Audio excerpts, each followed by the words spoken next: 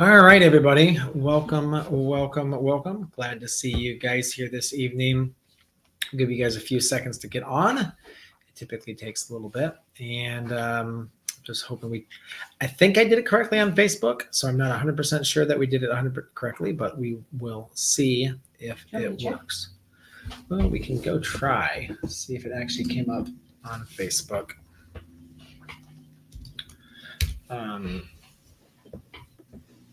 It's kind of new there.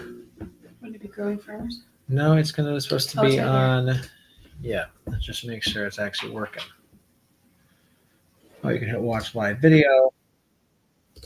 Look at that. All right. Well, it did work. Okay. So, yeah, we've got some questions that have been pre-submitted, so we'll just go ahead and work through those. And now I've got feedback coming through. So we'll go ahead and do that. And then we will go ahead and answer any questions you guys have in the chat. Again, more than happy to cover whatever you guys have for us. So we'll go ahead and pull up the questions here. And most of these are actually like farming questions. So yeah, let us know in the chat where you're joining from us. We have folks that could be coming from across the U.S. as well as local too. So we'd love to see where you guys are joining us from. So the first question I've got is an elderberry question here. And the elderberry question is, talks about the use of elderberry leaves. Folks are saying, online, I can only find nothing to support those claims. Use elderberry leaves. John told her to break down the leaves, soak them, then spray them on other plants to keep bugs away. Animals away from bugs. I don't know. Can you share more about elderberry leaves and their uses? Hey, Jody, good to see you from New York. And question, do elderberry cuttings grow to full height in the first year? That's a great question. Yeah, we'll definitely get to that one here in a bit. So for elderberry leaves, we have really, again, personal experience here. We have only used them on our for salves. That's the only place we've used them. So what we'll do is we'll dry the leaves. It takes a lot of dried leaves to make a pound. And then we'll go ahead and use it in a salve. And a lot of benefits from that. You remember the benefits from the leaves? It wasn't just elderberry in that salve, though. No, I mean, we put a lot of stuff in our salve. There was comfrey and calendula and stuff. Yeah. So I'm having a hard time differentiating what was just elderberry specific. I mean, the salve itself is a healing salve. So it's really great for... It's antimicrobial, all the things you don't want to be growing in a cut. Yes. So, but I think it's for aches and pains, really, too. Yeah, I think it does have a capacity to do that, too. And a lot of people said it was really nice when they're sunburned. Yes. Yeah. So, yeah, that's all we've done with it as a salve. I would, so what I'm trying to remember is there's a book that both John and I have read. And it's available online, so you can track it down. I just got to remember where it is. You don't own it? I don't own it. No, it was one of those like texts that was like no longer available. Oh. So you just kind of like online and perused it. But it does go into specific detail on every part of the elder plant. So it goes into the roots, it goes into the bark, it goes into the leaves. And I will have to go find it again. I think I might actually list it in there under John's presentation because I think John and I talked about it so much. So you guys might want to check that. So yeah, anyway. But I've never seen elderberry leaves in a tea, and I've never seen them listed in a syrup, but we have used them in a salve. So. And I think it's because technically the most parts of elder plant do have cyanide in them. Right. They aren't edible. So the leaves, you definitely, yes, you can use them in a salve because it's external, but you wouldn't want to use them in a way that would be internal. Yeah. So yeah, definitely there. So the second question is, I'm an herbalist and looking for someone who grows and sells dried elderberries in Georgia. I'm wanting to buy them in bulk or wholesale. Do you know of any wholesalers? I don't. Again, there's a fair amount of Facebook groups for elderberry. Like Elderberry World is one of them. Beginning Elderberry Growers is a second one. I would go ahead and reach out to those folks. I know like our friends at Boulderberry, which is about an hour from here, they are pretty much done for the, they're usually sold out before the season even starts. Mm-hmm. So they don't have any. So, but yeah, that's the only person I like farm I know that's thing. So, but again, if you have a farm, you've got bulk elderberries for sale, definitely reach out to us and we will go ahead and go for that. We've got a question here. This is one for Savannah. Savannah, did you grow up on a farm? Anything like you're doing now, or did you get it into this after meeting Michael? Yes, Michael. I grew up on like 5 acres. It was a wannabe homestead. I mean, we had a garden, we had chickens, we had sheep, we had goats, we had, all the things. I was really involved in 4-H, so I was a junior junior fair board member. Junior fair board member, yeah. President of my 4-H club for 2 years in a row. Yeah. But nothing like what we're doing now. Yeah. I mean, I think like one of the quintessential aspect of that qualified you as a homestead is you guys were painting your beehives, like with paints. Yeah, we would decorate them. You're decorating your beehives. So we had a lot of fun. I didn't say you did. We loved it. It was great. Yeah. But it was not like we were it was all for an experience. There was a lot of character building opportunities. I remember having to halter train sheep and crying and being like, this is the worst. But it was very character building. Oh, yeah. We never got into milking cows, but we did goats. We did milk some goats for a couple of years and that kind of stuff. So yeah. Someone's asking, do elderberry cuttings grow to full height in the first year? Depends on their fertility. I would say not full height. So I'd say about half height. So like most of the orchards I've worked with, we're seeing about 4 feet tall the first year. And then the second year, they'll get their 7, 8, 10 feet tall. How tall are those out there? Oh. I mean, they're 3. I cannot reach. We cut them back. Yeah, I cannot reach. That's for sure. So I would say they're 8 or 9 feet tall. Yeah. But we don't have Adams, and Adams is 12 feet at least. Oh. So they'll get quite robust. Let's see. Here's another question. Is it wise to establish an LLC for your farming business? There's a couple different entities you can establish. And it all really comes down to what your end goals are. And it's okay if they change. Yes, it's okay if they change. We have LLCs. We have a PMA, a private membership association. We have one LLC, which is taxed as an S Corp, and one that's taxed as a partnership. So it really depends on, and really, again, I can tell you the entities out there. I can tell you that what we have, but what I'm going to tell you is you need to talk to a good accountant. And the goal would be a good ag accountant that understands what you're trying to do there. So, and those can be hard to find. Yeah. Oh gosh, yes. So you might need to try. You might need to look around a little bit. And what I would say is not necessarily do you need to have someone in state, although it can help. If they're a good ag accountant, they're probably going to know most of the ag rules. And again, the smaller your business, not as important as your business grows, then it starts to get really important because now you're dealing with larger amounts of money and the government likes to scrutinize larger businesses way more. You want to read Charles's question here? Bought the sourdough course, was excellent. Thank you. You're welcome. The one thing you are missing is how to create the stiff starter. You had an intro video about how to do that before the course was available, but you didn't include the instruction on creating your stiff starter in the final course. Okay, I'll have to check with the team on that. Let me put that on. Check with team. Yeah, because that was supposed to be included. Yeah. Or just added because I did have it. The stiff starter is just 10 grams of your starter mixed with 30 grams of water and 60 grams of flour. Mm-hmm. And you could just that's how you feed it when you need more of it. Mm-hmm. You mix that up, set it in the oven, leave it in the oven. Don't put it in the oven. Oh dear. One day I'm going to just hand Michael the instructions to make sourdough and we're going to film it. That would be kind of fun. Yes. Not as funny as you drinking fire cider, but yes. Still pretty daggone funny. It would be funny. Yeah. Well, actually, what we should do is we should have a class for doing sourdough with just guys, but not guys who are like handy in the kitchen. Yeah, no, not those guys. Because I've had some guys come to the class. Oh yeah, and although the last guy who came to a class, he was like, "I'm not doing anything. I'm just watching." And I was like, but like Kaylee's husband, who's like a little more, he's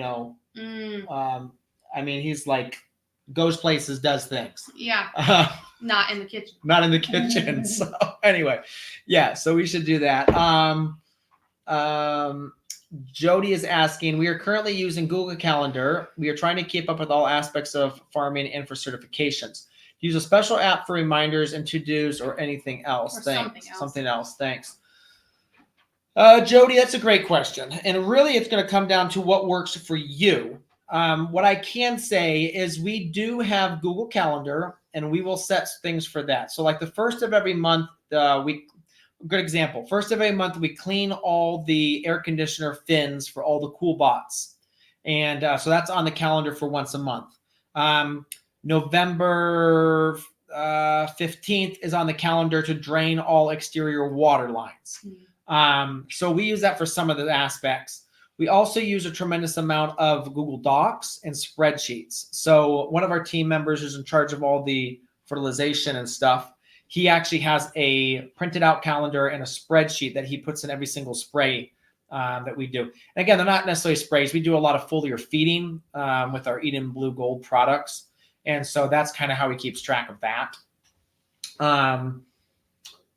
For certifications, though, you have to. Well, there's software out for there. There's a couple different pieces of software you can use for certifications. I'm not really up to date on that because I haven't done the research lately. But it can all be done with spreadsheets. And what I would do is just looking at the spreadsheets every day. Yeah. But what I would say is, we actually have now at this point, we have multiple computers throughout the farm. And I would set yourself up for a station, a workstation in the middle of everything. So you don't have to come back into the house, look correct. at your computer. Yeah. So we have it out there. It's easy access. Easy. Kind of depend on this setup. But and get it written down and get it in the system. I mean, here's the crux of the matter, though. For that matter, you could technically use a piece of paper and snap a picture of the piece of paper every time you did something. So if you put fertilizer down, you write it on the piece of paper, snap a picture, connect that to your Google cloud, photo cloud. And then literally when the inspector comes, like, here's a Google photo cloud, just, there's all my records, and it's going to be there. It's their prerogative to sort through it. And I actually know people that have done that. So it kind of comes down to what works for your flow. We are here at the farm. We are dabbling in something called ClickUp, and we use that for task management. We also have quarterly, monthly, like just farm, like vision meetings. So like this morning, it was like we only got through half of our agenda because we got stuck on a few things. And we end up getting off on tangents. Yeah. Yes. Talking recipes, and this morning we were completely off track and we had to pull ourselves back. But Jody, it's I would say it's it's a constant struggle to do it well. Cindy's asking for a classes for gluten-free sourdough bread. I'm gluten-free by choice, not celiac. Okay. We just haven't done it yet. Well, here's the problem. Is you don't like it. I've not been happy. And part of that reason is because I feel like to make a truly squishy loaf of sourdough gluten-free bread, I have to use so many different gums and flours, and I'm like, oh, that's a lot. I mean, I want to keep it simple. Yeah. But when I keep it simple, I end up with, it's edible, but it's a very dense loaf of bread. My mom is celiac. She does like it. But she's like, also, I haven't had bread in like 25 years. So she's like, this is great. But that is one of the things that it's like, if you're eating gluten-free sourdough because you want a healthier option, a lot of times to get the bread consistency, it's not necessarily like the healthier option. So, because you could use King Arthur, but there's a lot of potato starch and stuff in it. It's not like a really nutrient dense. I'm yawning a lot too. Yeah. It's 8:00. I mean, I'm sorry. We really should be drinking something besides water tonight, but I did have iced tea. Anyway, are you going to read Dakota's question? How long did it take you to not feel like you were actually going to make it in your business? I mean, we still feel that way. On days, certain days, we're like, oh boy. What was the other day? We were just like, why why do we do this? Yeah, why are we still doing this? I mean, like our payroll is now 15,000 every 2 weeks. Yeah. So yeah, I mean, it's scary. I mean, again, we are way more aggressive growth minded than a lot of people. That's because that's the way your brain thinks. Like Correct. That's your drive. Yes. Most people aren't going to be like, no. But I guess the biggest thing is, I'd say the most thing that's been the most helpful for us is our weekly cash flow projections. Is that gives us kind of a breakdown of, we have multiple bank accounts for the business. We have a local bank. We have a online bank that makes it super easy to do ACH payments. So we have a couple different bank accounts, different credit cards. So it's a constant, like, having those line items in one spreadsheet. And and just to sum up that, I think that like our first year and a half, that was the thing that kept us up at night, is that we were just like, we did not have a good line of sight on the finances that make you feel like you're not going to go. I think we felt fine, but like we didn't want, the whole thing to crumble. So having a good person that does your books. Yeah. Or if you're going to do them, you need to have a locked off, guarded time to actually sit down and do them so you can see what's going on. Right. But because once we kind of have that, I feel like our stress levels came down, and then we just got stressed about it. Yeah. I mean, now it's just project stress or government stress. Personnel stress. Yeah, now it's just personnel stress. Yeah. But that ebbs and flows. It's not like I don't think that you and I feel like the farm is not going to be. No, it's just like processes and yes, and so what that direction are we going and that kind of stuff. Correct. And that was one thing that, like, my coach said to me the other day, is he's like, Michael, if you had to shut everything down today, how many months of living expenses would you guys have? And I kind of did some calculations, and I said, well, we would be fine for a while. Yeah. And he's like, okay, fine, you're good. Now go out and just, keep working at the business. Yeah. And obviously we know how to live on nothing. Yeah, very little. Which is fine. But I think the big thing is we have a great team. Yeah. They're all focused on growth. We're all watching for like specific factors in the business. Yeah. And I think the other thing too is we focus on a business model which is profitable. Mm-hmm. We have a retail store. Right. We have margin. Yeah. Right now we're right in the middle of our peach pre-order. Mm-hmm. And that is, I'm actually really blown away by how many peaches have been ordered. Yeah. And people are tired of that truck. That's all I'm saying. Well, that truck is so expensive. It's so expensive. They have a lot of like strapping young Southern men to bring you your peaches, but then their peaches suck. So anyway, we won't talk about that truck anymore. But it's because that is more profitable than growing a half acre of arugula. Sure. Yeah. I mean, but we're still going to grow some arugula. Absolutely. And so our goal is in our business is to supply our local community with good, clean food, and also some other things like the peaches, because those are not certified organic. They're not. Yeah. And I think that, some people ask the question like, okay, so why do you still bring that in? And part of it is because people really want it. Right. And they're going to buy their peaches from someplace. And so it's like we're providing a little bit of both. Yeah. We love to find organic peaches. Well, and we've got that. I mean, I finalized the lock-in on that today. Oh, okay. And so now all we have to do is just get enough people committed to orders to be able to bring it across, because they're not cheap. No. They're double the cost. Yeah. Alicia says, love the peaches.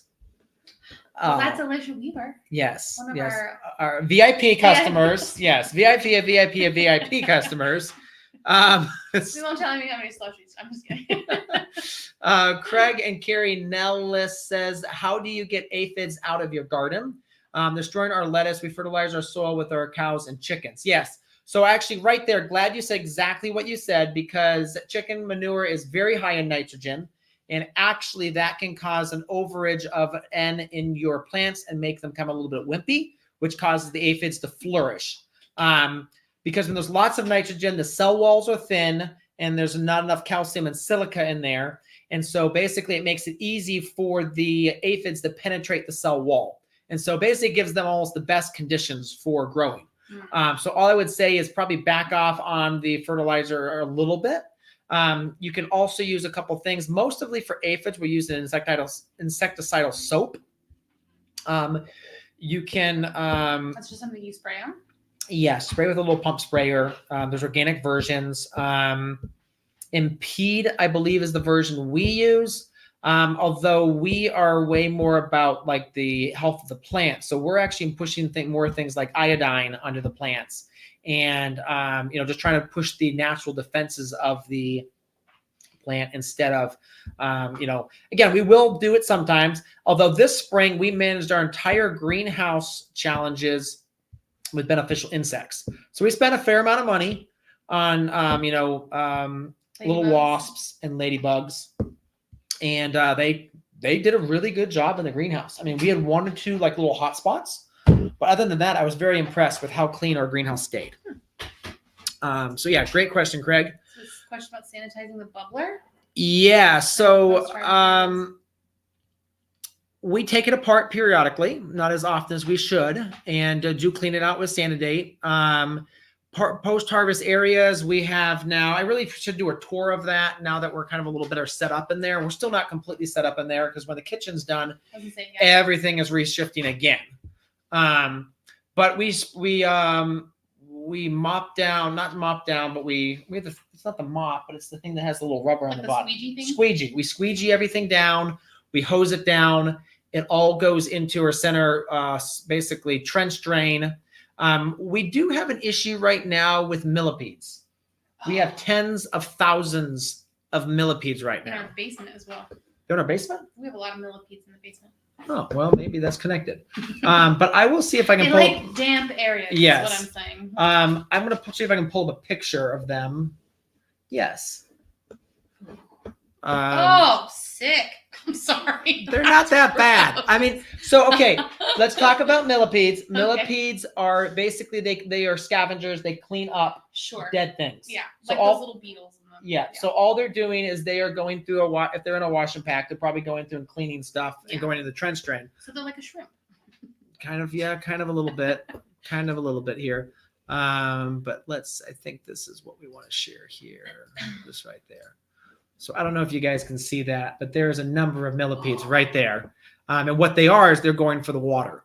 So that's the other thing that we're looking at. So it all comes back down to, for us, is we don't have that many millipedes in our basement. We don't have that many. Well, in the basement, yeah, there's a lot out there. Okay, so then it comes back to, for us, is why are they here? It's not like what can we spray? It's like, why are they here?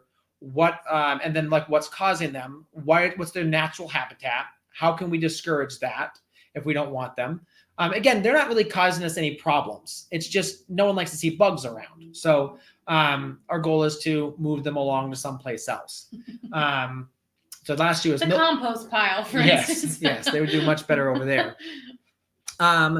So yes, and sanitizer. So we do use Sanidate in the green and in the wash pack shed. All the tanks, the bubbler tanks, all the sinks get a dose of Sanidate. It's on just the registered rate of what that is. And we have literally a little it's a self-measuring container that we put the Sanidate in, the concentrate, and so then it basically has a little 2-ounce doser at the top. You squeeze it up, get the 2 ounce, dump it in. That's 3 times for the 100-gallon tank. It's 1 time for the sink, and that gives you the proper cleaning rate there. And we do see a big difference with sanidated lettuce versus raw lettuce, and it's a lot stays good a lot longer.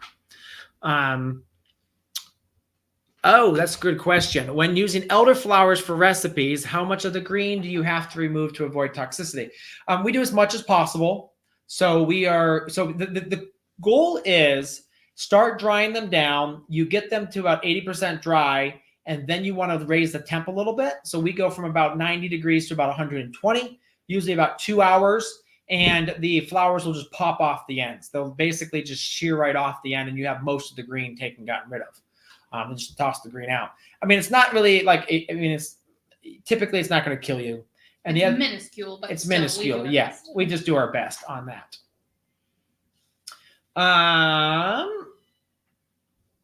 Sherry says, love the Elderberry virtual class. Signed up for the master class too. Awesome. as we don't, and we're actually, Sherry, we're about to add some additional content to the masterclass. Like how to convince your brother to put farm supplies in. Yes, probably. No, it's the part we're adding is what to do with the elderberries. Like we'll go through every single aspect of it. So we'll try to go through the flowers, go through the berries, that sort of stuff. So we're working on that, and then working on some more of the business side as well for you all. So there is more content coming. Hopefully we can get to it. Yes, Jody says we are now elderberry farmers because of you. Love the elderberry masterclass. Awesome. Yeah, we love our elderberries. They're all over the farm. We just planted more, and we're actually getting ready to plant a bunch more at the other property. So we'll be doing that as well. Mm-hmm. You scared people. Humidifier for the basement, great idea. Janelle, never going in there again. Okay, well, can't win them all. Can't win them all. But I'm actually really interested, and this is something that we've been like literally the last 2 days is really when we've started to see them and started to talk about them. So now what needs to happen is I need to do like a 2 or 3 hour deep dive down to the bowels of the internet to kind of understand, because obviously there's a lot of usually little fluff articles, but when you start getting into like the detailed scientific aspects, that when you really start to learn about these millipedes. That's the exciting part. And so that's what I'll probably have to do for the next couple nights here, kind of deep dive into those millipedes, and we're going to find out what's causing them and how to get rid of them. Would you do a soil test if you got 60 inches of rain in the past 4 weeks? Not necessarily. I would definitely make sure I re-amend, particularly nitrogen. Nitrogen is what's going to flush the fastest. Everything else typically stays around most of the time. But yeah, Dakota, that's tough. One thing too is tarps. Tarps are super friendly here. When we've had that issue before, we definitely have been doing a lot more tarps, just to kind of keep those moving through, to keep the stuff as dry as possible. Our storage totes. Yes, James, those are those black storage totes. You can get them at like a 27 gallon or maybe a 16 gallon. They are from Menards or like Costco. I will say I'm not happy with them. I do not like them. They haven't held up. They have not. They used to be much thicker, much heavier duty. They crack. Now we do have also some really, really heavy flip tote containers. But the problem is they're literally like 12 pounds by themselves. So then you add 30 pounds of lettuce, and now you have something that most of the crew can't carry. So that's why they're a little smaller. Like you can hoist them. No, I'm talking about these big guys. Oh, the big gray ones. The big gray ones. Yes. No, those are a challenge. I meant the blue and green ones. We harvest between 5 and 9 black totes of lettuce a week, depending on what's going in the CSA, that sort of stuff. So we do a fair amount. Now, thankfully, we don't have to go far with it. I mean, it gets harvested, goes into the bins, wash pack, which is usually less than 100 yards, right into the cooler. 2 days later, it's into the store and back stock. So we don't do a lot with it, but we have shattered a few. We're not crazy about them. I wish there was a better system. But the totes don't need to be food grade. That's a great question. I don't necessarily think these would be considered food grade. Now, again, what's the definition of food grade? Okay. Is it a certain type of plastic? Well, there's different levels. So there's FDA level. There is gosh, now I'm blanking on the. It's not the feet. It's the. Anyway, there's the produce level. So basically, what the produce level comes down to being. Give me a second, and I'll remember the acronym for it. FSMA, FDA. FSMA, yes. Thank you. Yes. FMSA. Yes, James. That's what I was talking about. Is FSMA. Yes. So FSMA basically says it needs to be cleanable, it needs to be sanitizable, and it needs to be washable. And it would be all of those things. And it would be all of those things, yes. Wooden bins wouldn't work, obviously, because it's not sanitizable because it's wood. Now, granted, I will say there's been some research that's come out about that lately in the last couple of years, basically saying that wood is just as sanitizable as everything else because there's this natural aspect of wood, and that's what they would like to ignore.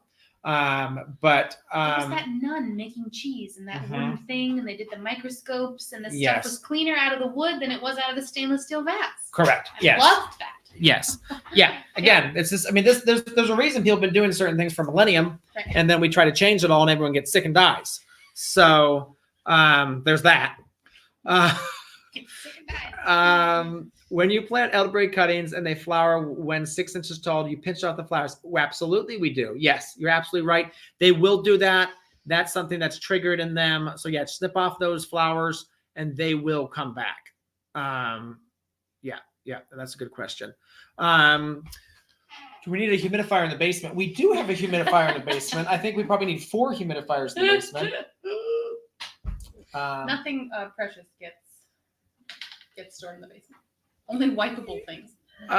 Do we pinch the flowers on most things that short? Yeah. I mean, particularly for the elderberries. I mean, we typically pinch the flowers off elderberries for the first year anyway. But yeah, absolutely. Not necessarily. I mean, like for like tomatoes, we will pinch peppers, the first flowers on peppers. Tomatoes, we typically don't. We don't pinch technically you could pinch on a lot of your crops to give them a little bit more robustness. Because the problem is if a plant is so young and it's starting to put energy into fruit, it doesn't have it's not putting its root system, and it's going, the energy's going the wrong direction. It's going regenerative, not vegetative. So yeah, you absolutely could if you wanted to. You probably get better yields overall, but you wouldn't get them as early. What we typically tell folks, and again, we don't do it because we're just not that good at farmers, but is that you pinch half the flowers on half the plants. And the reason for that is then you leave some of the plants to give you that early flush, and the rest of the plants are going to wait a little bit and give you a whole bunch more. Wow. Yeah. We could be smart farmers. We could follow our own advice. Imagine what we could do. Yes. But yeah, I mean, like definitely peppers, it's worked well. And now I would say strawberries. I mean, we do all different types of strawberries here on the farm. We do pinch flowers the first year on our June bearers. So you want to pinch flowers and runners all season. Right now, June bearers or everbearers? Well, June bearers. Also everbearers. Yeah. Okay. So right now we have a section of everbearers that we're hopefully, the goal is that we will pinch those till the end of June, which is another 4 weeks. And then we'll let them go, which means that we'll start picking off them probably August 1st. And the goal would be able to pick August, September, October, and probably we'll give a little bit of row cover to hold them into November. So that's the goal with those. Those should have been planted much earlier. They didn't get planted till I think May 1st, maybe. They should have gone in like March 20th or something like that. But yeah, we definitely pinch on those because that really puts the root system much more robust and allows it to actually produce much of the fall. All right. Do you have strawberries exclusively in weed cloth? We have on biodegradable plastic, and then we do have the everbearers are on ground cloth. I will say we would wish we could move to more of a natural mulch. And so that's something that we are working through is A, picking up enough land so we can do this, but B, being able to manage it. So we would like to be switching to like a hay alfalfa clover mix that we would basically form beds, put on this basically cover of basically green chop, plant your plants through that. And the green chop, as it rots down on the bed over the season, would provide nutrients to the plants. We've seen that work really well in the past. The thing comes down to like, what can we do on scale? Because we're at the point now where this coming season we'll do over an acre of strawberries. I'm just gonna get rid of this picture of the... Oh, is that kind of annoying? No, you don't want to do that. No, don't do it there. I'll just do it right here. Remove that. Stop screen. So yeah, that's a good question at all. I mean, we do use a lot of ground cloth on the farm here. I'd like to get away from that. We've talked about different aspects. We are to the point now where we do have a reliable source of clean straw. It is not cheap. It's incredibly expensive, but it is weed free. And so now we do feel comfortable with going ahead and starting to use that on a larger scale here in the farm. The next goal of that, because it's the major fertility input as well, is to make sure that that is organic as well. Now, it's not sprayed. There's nothing sprayed on the straw. So that was, essential for us, but the ground that it's grown on is not certified at this point. Do you till before you put up a tunnel? Good question. When farming in a tunnel, not using raised beds, do you till the ground before the tunnel goes up? No, I mean, like all our tunnels, they were put up. So the ground had been cover cropped, had been flattened. It was exactly like we wanted it. We put the tunnel up. Then we went ahead and chiseled inside and bed prepped. In our tunnels, we prefer to have permanent raised beds. Although we typically end up reforming those every single year. Yeah.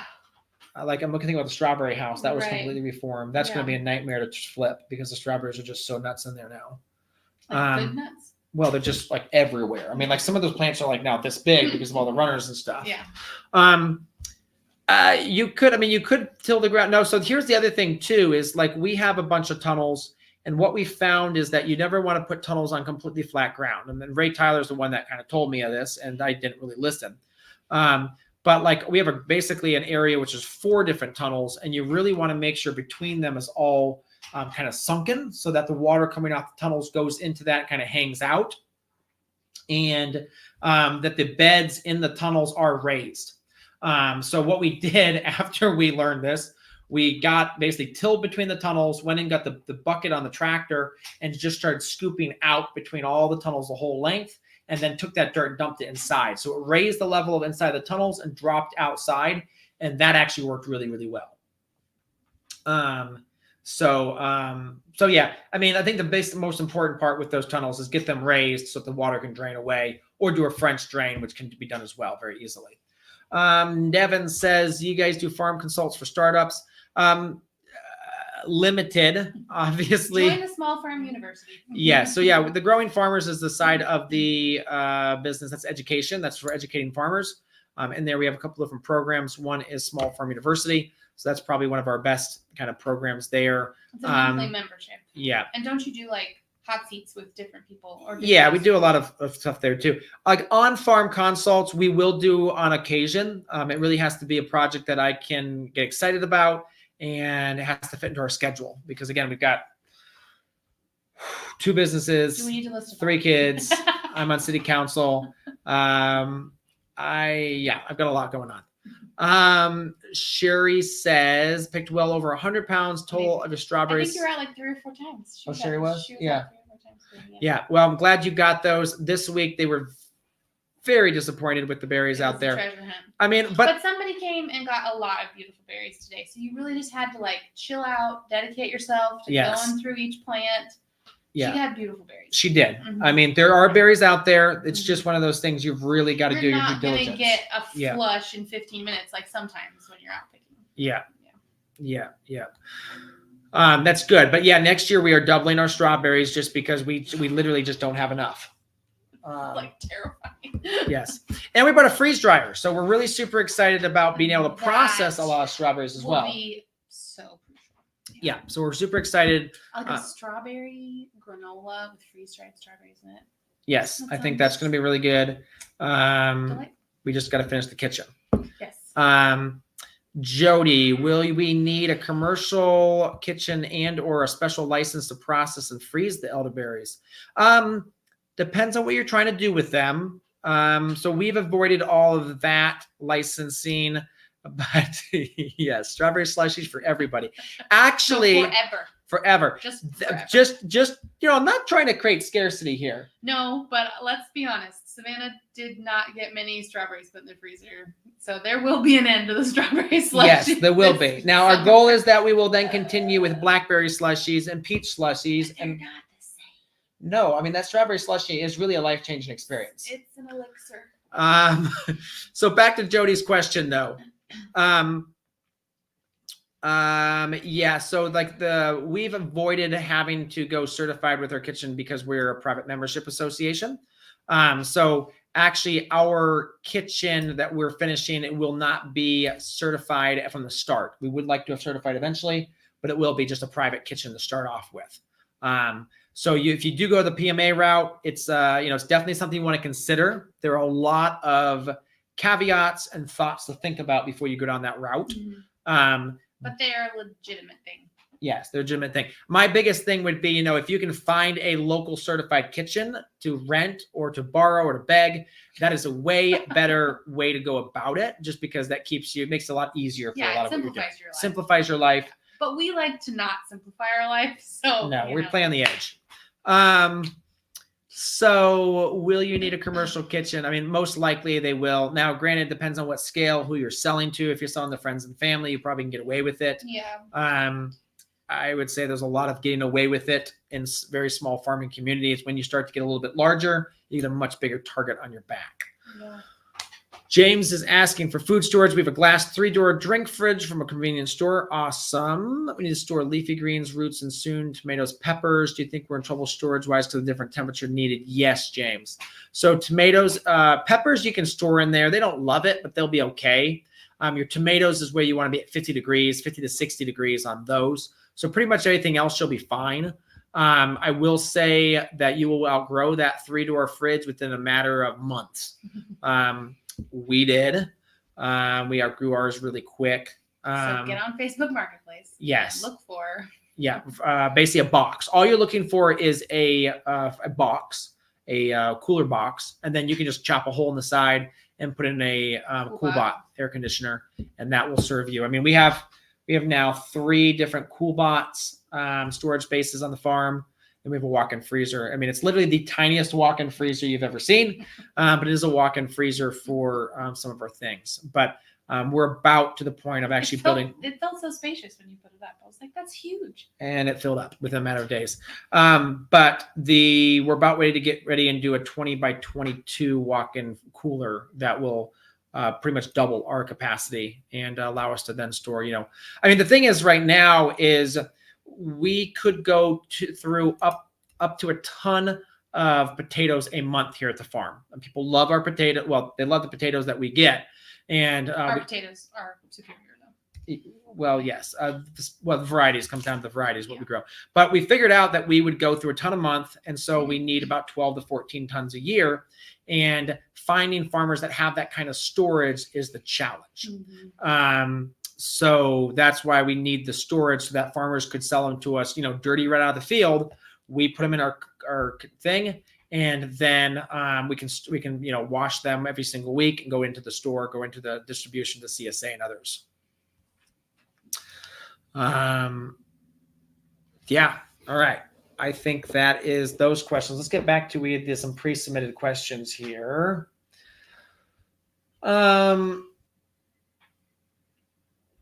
My grandmother used to make an elderberry salve, and we have lost the recipe. I've searched over and over again, can't find one. She used the bark or underbark. It was a dark drawing type of salve. Do you have any recipes like that? That is a great question. I do not. No, however, I wonder if you just looked for a drawing salve and you used elderberry in it. Yeah. Just put elderberry in it. Yeah. Salves are pretty standard. It's just what you use. I'll chat with Shannon. I know Shannon doesn't, but I know that, again, we will do our due diligence, look at our secret, secret books and stuff. And, but yeah, I mean, like a drawing salve, doesn't that typically also have turmeric in it? Not necessarily. What's that one we have in the fridge, in the kitchen? That's a drawing salve, but there's no turmeric in it. But it's like dark orange. Oh no. That's not a drawing salve. We have the one from Hope Naturals. It's a drawing. Oh, that one is. Okay. Yeah, and it is like black, but it has like, I could go get it, but there's. Do we carry that in the store? I believe so, yeah. Okay, cool.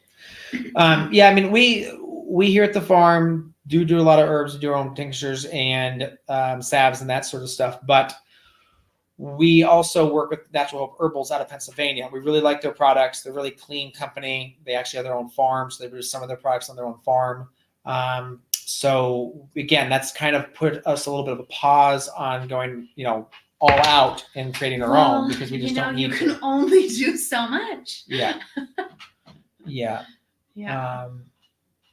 Yes. What are you looking at? Well, I was just trying to think here. What's the question to go with next? An open question about the farm store, or are we growing ice plant when the mature? Can I check? I have not grown ice plant. I've tasted ice plant. I've seen it grown. I believe it's a cool weather crop. They grew it at Stone Barns. Look, Stone Barns. It's not too challenging to grow. I mean, from what I understand, I was talking to. Does it taste cold? Or does it have a cooling, like menthol-y effect? I don't even know how to describe it. It's kind of like the leaves are like almost pockets of liquid. Yeah, James. Yeah, that was Hope Naturals was the right. Was it Natural Hope Herbals? Natural Hope Herbals. I believe, yes. Is the name of the company. I mean, we pay enough invoices from them. I should know. I think they're in Millersburg, Pennsylvania. Yeah, I'm actually keynoting their retailer event this year. They do a herb event every year, which I highly recommend you go to. It's going to be really. I think they're expecting about 1,500 to 1,800 people this year for the one-day event. I heard 1,000. It keeps growing. No, that last year was 1,200. Oh gosh. Okay. This year, with the growth that they've done, they're looking at 1,500 to 1,800. But yeah, they have a wellness day. Is that June 26th? June 26th is when we're going over there for that. We're going. Yeah. We're hoping to pick up peaches on the way back from Pennsylvania, but we can't have enough peaches. All right, but chat about our farm store. Our farm store is awesome. I mean, we have customers in the chat here. So they can tell you just how awesome the farm store is. We have some pretty legit slushies. They're clean. I mean, they've got sugar in them, but yes, there's no food coloring. There's no high fructose corn syrup. There's no fillers. They're healthier and they taste good. Yes, there's no. We used to have a bus, and then we outgrew our city bus that was totally gutted and had coolers and stuff in there. And then the coolers fit through the door by a 1/4 inch, so it was like literally like squeezing them all the way in there. But I mean, it worked. It worked. It did. Yeah. And it was self-serve, which there's pros and cons there. I actually talked to a guy in town the other day who said, yeah, I took some tomatoes because I couldn't figure out how to weigh them. And I was like, oh, you could have just left money on the counter at least. But I mean, we're now, so we grew that. We did that till we were probably doing about 150 visits a week at peak to the self-serve store. Now we do, I don't know, during strawberry season. Yeah, that's different though. We do 1,200 visits a week, 1,200 transactions a week, about, between 1,000 and 1,200. During a normal week, I think it's like 500 to 600 transactions. We have scheduled one person in retail, one person is sole retail, one person is a floater. Well, 2 people are floaters because on like a normal day you'd have your retail lead. Yeah, I mean during strawberry season for sure you need them. But we're kind of a Saturday. Yeah, we're kind of moved past strawberry season. We're not doing that much anymore. As soon as next we're going into blackberry season, which looks about 2 weeks away. Lavender season is literally upon us. Probably we'll start Saturday. But again, the goal with the U-Pick crops is to pull people in to shop the store and introduce them to all the awesome food we have there. I mean, obviously we have our own vegetables, and salad mix is something we try to have 12 months out of the year. We typically do. We're a little light, usually in February. Then we have a large assortment of root crops, summer fruits, or tomatoes, melons, watermelons, cucumbers, squashes. And then we have a lot of meats, local meats. We have I think a lot 4 of different local farmers, and they're all regenerative farmers. Yeah. So for us, there are certain things we will not compromise on. Like the meat needs to be like pasture raised, non-GMO. We do bring in conventional watermelons because that is something, because our retail store, there's several different avatars or types of people that shop there. Obviously you have people that are very, very passionate about eating organic and eating clean and eating healthy. So they're willing to pay double for peaches or whatever. They'll pay $40 for a piece of meat. That we don't buy our meat that way. We buy a half a cow. Yeah. We do breads. We have corn chips. And we have lots of ferments, a local kombucha. We do carry a local milk that is non-homogenized, but it is pasteurized. Yeah. We'll pick up for raw milk herd share. We have local wheat berries in there now. We used to have local flour. We're just waiting on the guy to mill us more flour. We do stock some dry goods. Yeah, we do some a little. Some of which are local, some are not. Yeah, but again, we'd like to move local. We just can't find those vendors yet. Well, yeah, we have a few options, but We have like Rome sticks, which are basically like snack sticks, meat snack sticks from a regenerative farm. And they're like a national brand, but again, super clean ingredients. And they're really good. Yeah. I mean, they're like, that's one of the things I will eat out of there typically. Clean chocolates. We carry some Snowville, like creamery. Yeah, cream and that sort of cream stuff. Half and half. Butter, although I'm not crazy about the butter. Cheese, a little bit of cheese, although we're working desperately on getting better quality cheeses in there, because again, it's not bad, it's just not great. It's not bad cheese, we just know there's better. Oh, there is dog treats from Regenerative Farms. Yes, so like cool. Polyface, White Oak Pastures, some other farms around the country, these larger regenerative, they have, let's say, like turkey lungs or whatever, and those get turned into dog treats, which we stock in the store. Again, that's goes back to that regenerative aspect. Yeah, and then we do have a wellness area with a lot of the Hope Natural Hope. I keep inverting that. Products, plus some of the products that we make, like our fire ciders or tinctures, that sort of stuff. And it reminds me, I need to pull our lion's mane tincture because that's ready to go out.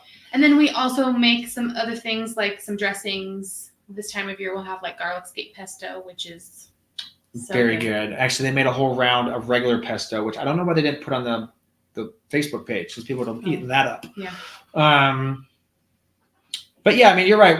I think we're about 200 SKUs in there probably any one time. We're always looking for new. We have these beautiful note cards, which we're getting ready to stock. Yeah.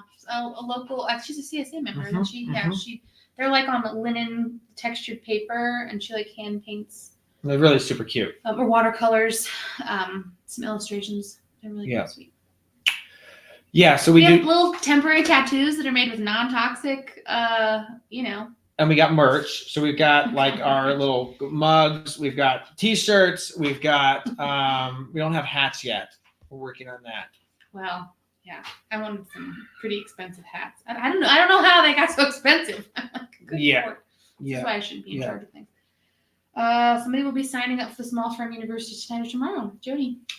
Good call. Yeah. You can always reach out to Bree at growingfarmers.com. She's our amazing customer success person over there to give you a hand. Bree is BRE. Yes. Yeah. Yes. BRE at growingfarmers.com. All right. We got some other, I'm just trying to think anything else about the store. What would I change about it? We spent the existing store. We renovated an existing building. It's about $35,000. That included putting in a bathroom, putting in a pumping station to pump the septic up to where it needs to go. Drywall, framing, doors, windows, polishing the floor. We didn't flake the floor, but we did take the cement and we polished it. I think the floor's been great. I like the floor. Yeah. New freezers. Yeah. We did put new freezers. So that was part of that because we needed a 2-door freezer. But those are not cheap. Those are like $4 or $5 grand. That was used. And then like fixtures and stuff. So there was miscellaneous fixtures and stuff we had to build. Fans. Yes. An air conditioner. Because you have to air condition the spot because you have to keep your squashes, your tomatoes at a right temp. As chocolate. Yes. Well, that's the big thing too is chocolate. Yeah. Get chocolate at the right temperatures. Can't have that melting. But I mean, like I think we're really happy with the flow. The flow actually works. The layout is actually, I spent a lot of time thinking about the layout and we really like the layout. Yeah. Well, and I think Janelle helped us change that kind of the end too. It's like when you walk into a store, you naturally go to the right. That kind of thing. All that stuff. So we had to get that going right. Yeah. I think there's some other questions here. Strawberry questions. Ooh. This is a tough one. Been doing bed prep and tillage with a skid steer. So that basically means you're driving backwards. Challenge is making raised bed for crops like strawberries. Absolutely. Want to keep capital costs down, but also want to approach the strawberry crop endeavor with the right equipment to be successful and keep labor to a minimum. We're using a bedding plow specific for plastic mulch and strawberry transplanting. We actually have 2 different mulch units. We have a big commercial like a Rainflow, which is like the big classic, I mean, it's like $5,000. It takes a big tractor to pull, but it makes a beautiful bed. I mean, it makes a really nice bed. As long as your wife's not at the other end. I just feel like I've screwed up so much plastic laying. Oh, well, you sometimes get you sometimes get desperate at the end of a night, and you have to drag the wife out to lay plastic before it rains. It's really, I don't do bad all the time. Just sometimes I've really not been helpful. But I would say that actually mulch layer, that specific mulch layer, is a little bit big for the tractor we're on. So it's a little squirrely. Now, thankfully, we have really flat soil ground, so we're really not fighting a hill at the same time. We also have a much smaller one. It just doesn't make the bed as high. And with strawberries, you want a nice high bed because it allows the airflow to drain. I would say this year, we had very little disease. Considering how much it rained, I agree with you.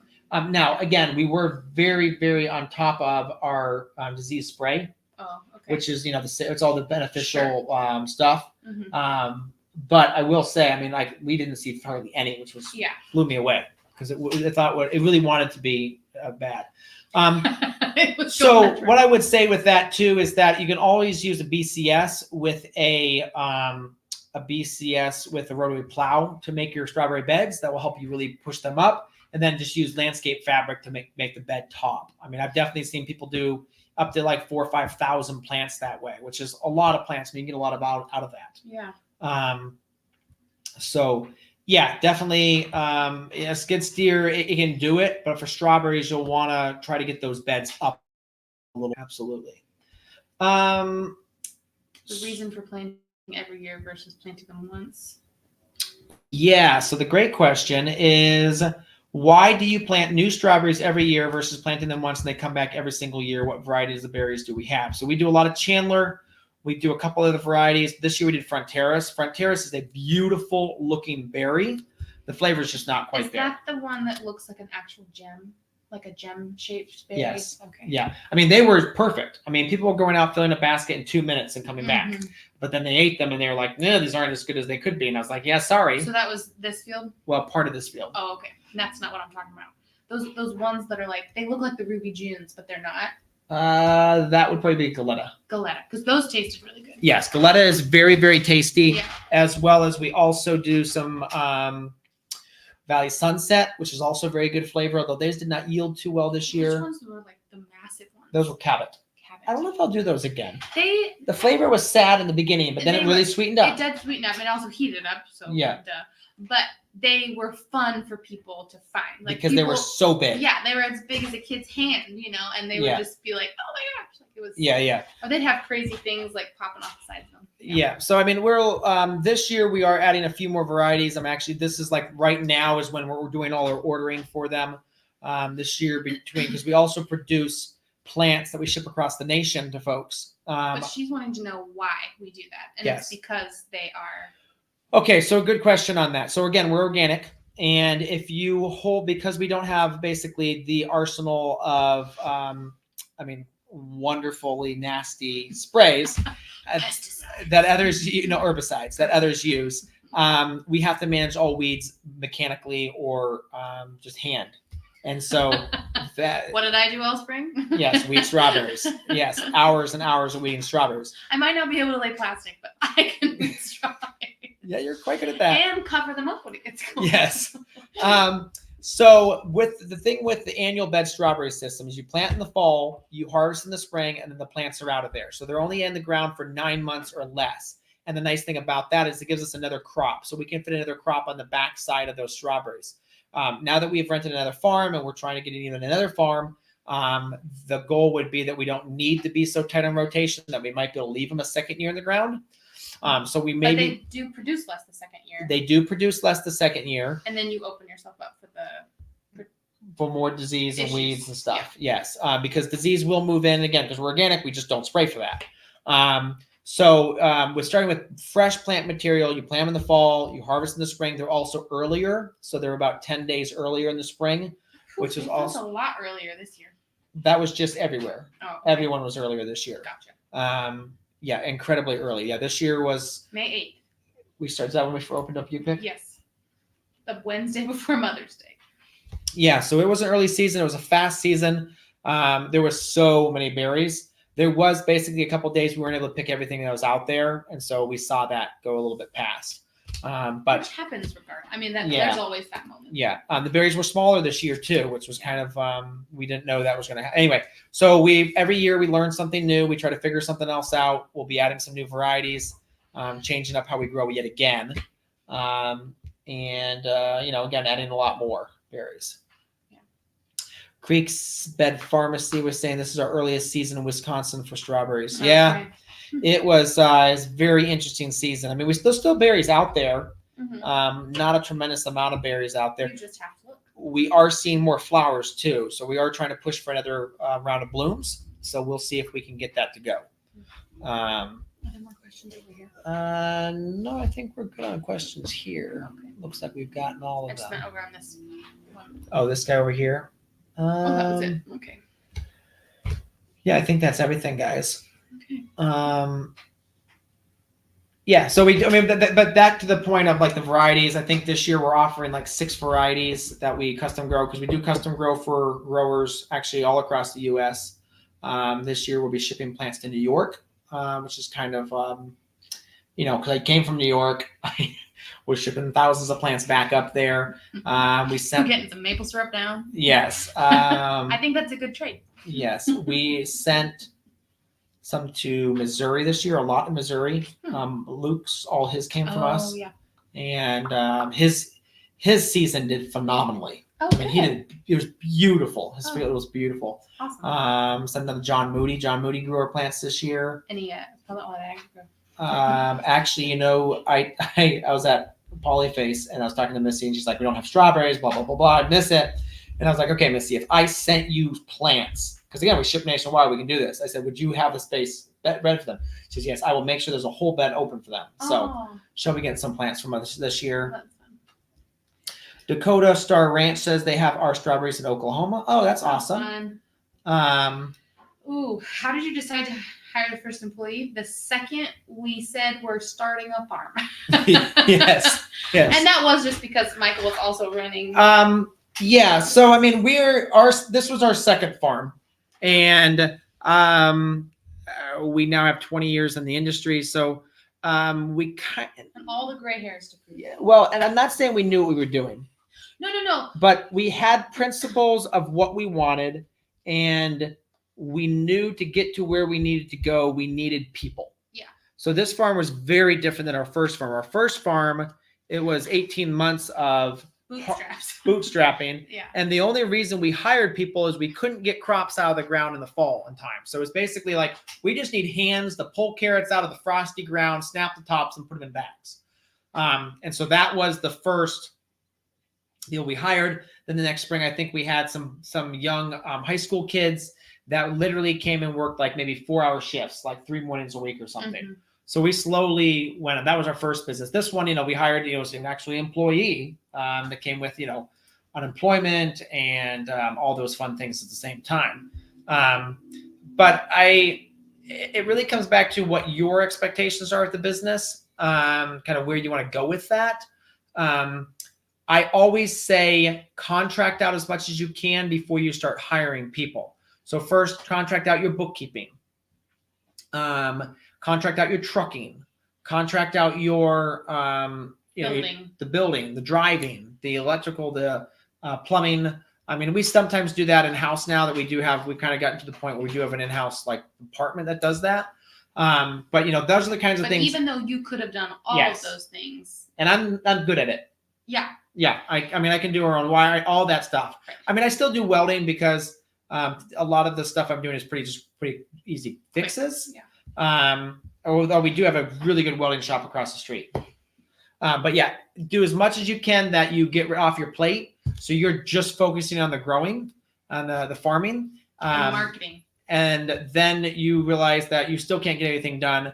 That's when you start bringing people in and they're going to do the weeding, the harvesting, the packing. You're still going to do the farmers markets or the public facing. You're going to be doing the marketing. I would say probably 50% of my time is now just marketing.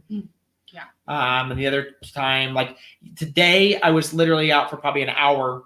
Or no, I was out for 3 hours today. I got some fair amount of time in because we're doing a new project. We're trellising all the raspberries. This is the project for the week, the big project for the week. And so we had to cut more posts for that. We had to drill post holes. So I got some time outside, but I was in like 3 meetings today. What else did I do today? I really don't know. I mean, computer stuff. Yeah, a lot of computer things.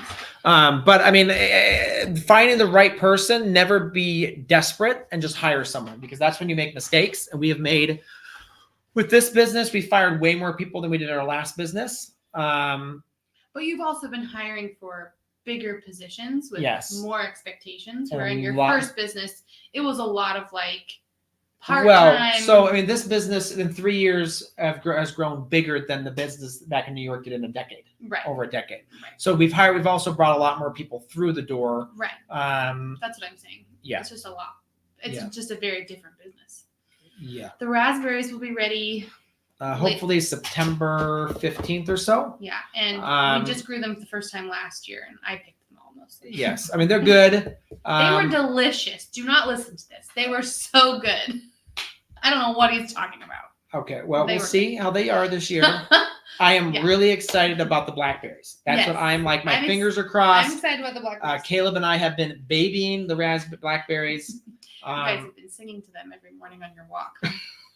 Not quite, but they are looking pretty fly, listen. as it were. And we're excited about them. We're excited about them too.